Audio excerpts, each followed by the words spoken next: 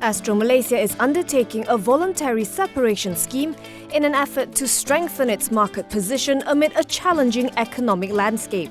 The pay TV operator says the move will enable it to further simplify the organisation, enhance operational efficiency and reduce annual operating expenses as the industry experiences an unprecedented rate of disruption.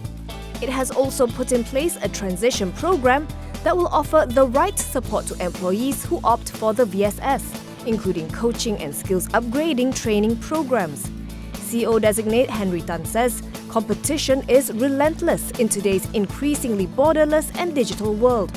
He adds that Astro continues to be proactive to reinvigorate the group so as to remain relevant in the years ahead. The company will also put in place measures to ensure that the customer experience will not be affected by the exercise.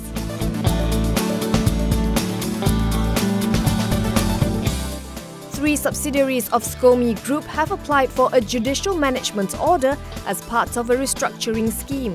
The 3 units are Scomi Engineering, Scomi Rail and Scomi Transit Project Brazil, Sao Paulo. Judicial management is a mechanism that provides a rehabilitation framework to give companies in financial distress an opportunity to be rehabilitated. It will also temporarily shield the companies from legal proceedings by third parties. In October, Export-Import Bank of Malaysia served a notice of demand on Scomi Transit Project Brazil Sao Paulo and Scomi Engineering for allegedly failing to pay $19.1 million due under bank facilities.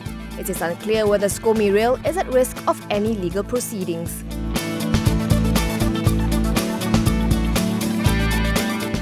MyEG Services has clarified that it is not authorised to approve the printing of any permit under the Temporary Foreign Worker Permit Renewal Service. Therefore, it cannot be blamed for any delays in the delivery of the said permits. It explained in a filing to Bursa that all online applications are routed by MyEG to the Immigration Department in the respective states for approval. Only once the green light is received does MyEG print and deliver the permits. If there are issues with the application, it will refer users to the Immigration Department so that they can resolve the matter in person.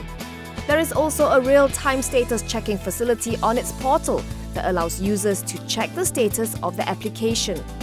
MyEG was responding to a report by The Edge that Putrajaya was reviewing certain services provided by MyEG. Deputy Home Affairs Minister Dato' Aziz Jaman told The Daily that there were numerous complaints against MyEG, including claims it was irresponsible or late in taking action on complaints over delays in the renewal of temporary foreign worker permits.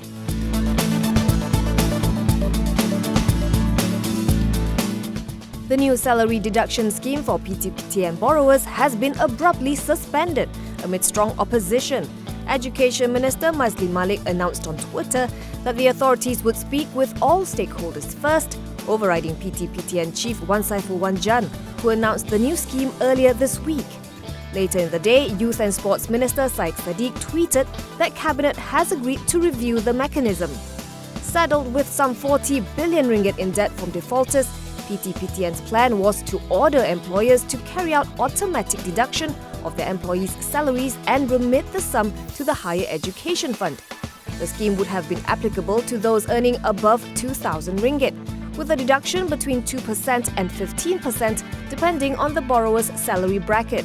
The plan sparked a backlash, particularly from borrowers who have been making lower but consistent repayments in accordance with their respective agreements with PT/PTN. Moreover, Human Resources Minister M. Kulasegaran has pointed out that the PT/PTN Act has to be amended first to allow for an automatic deduction of employees' salaries.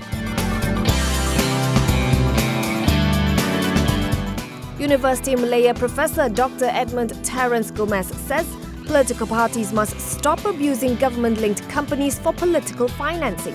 Speaking in a panel discussion at a forum at UM today, he said parties in power in this country have been taking advantage of GLCs for the purpose of funding themselves.